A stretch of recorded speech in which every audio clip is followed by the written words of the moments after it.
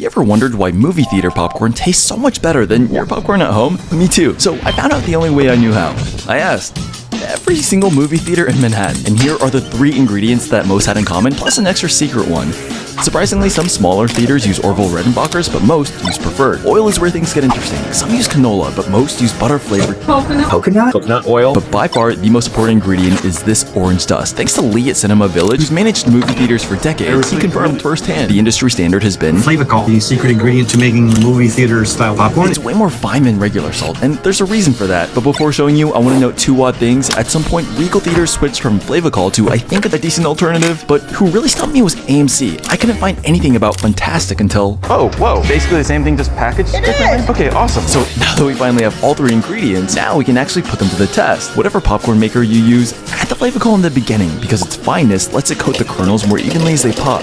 And finally, after talking with employees at dozens of theaters over the past few weeks, it's time for the moment of truth. Does this actually taste like movie theater popcorn?